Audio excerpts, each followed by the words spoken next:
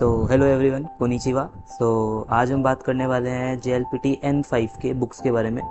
So last video में मैंने बताया था कि JLPT का फॉर्म कैसे भरा जाता है, एंड उससे फॉर्म भर के हमने सबमिट भी कर दिया था।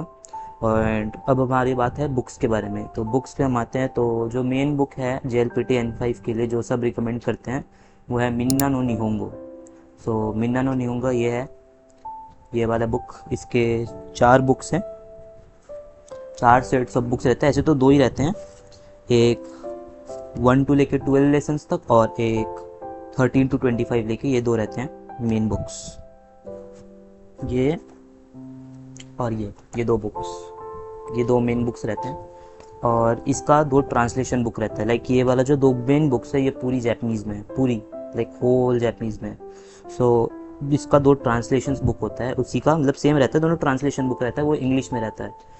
सो ये 4 बुक्स हो गए। और मैंने एक लाइक अपने प्रैक्टिस के लिए एक और बुक मंगाया था, वो है ये वाला बुक।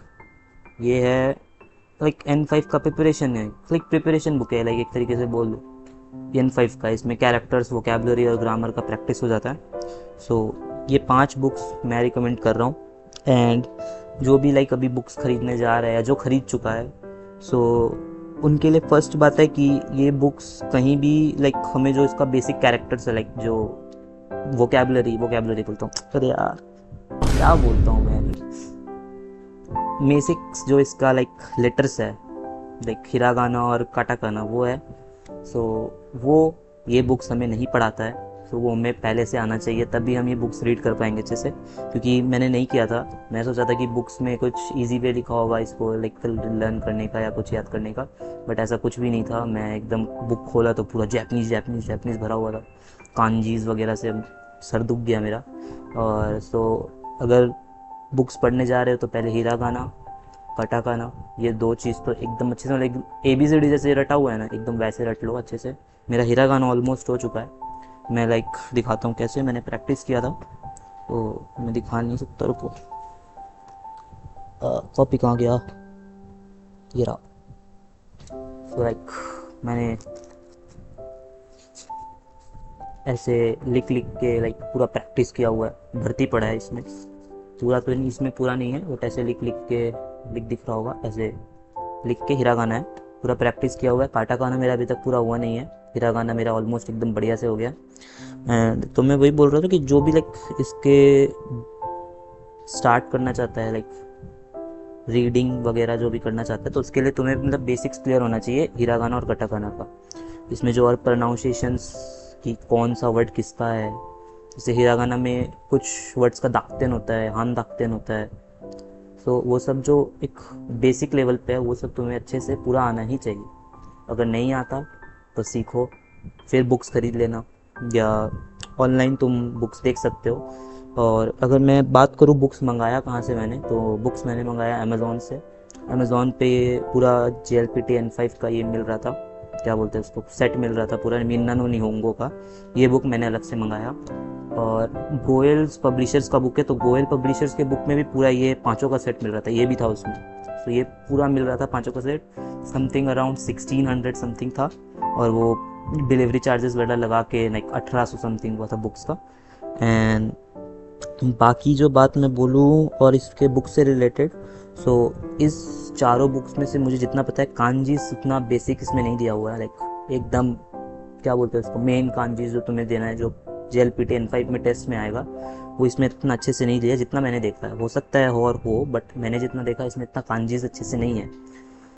तो अगर तुम्हें कांजीस और अच्छे से करना है, लाइक और अच्छे से कांजीस के लिए प्रिपरेशन करना है, तो एक PDF मेरे पास है, मैं डिस्क्रिप्शन में दे दूंगा।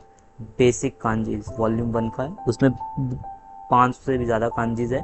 और एक था बुक, मुझे उसका नाम याद नहीं है, मैं डिस्क्रिप्शन में दे दूंगा, उसमें भी बहुत सारा कांजीज था N5 के लिए, शायद तक N4 तक का था। सो वो 2 बुक से मैं कांजीज करने वाला हूँ, क्योंकि इसमें कांजीज में उतना फोकस नहीं किया हुआ है। अभी कांजीज को एक बार साइड रखते हैं, अब आता है लिसनिंग में।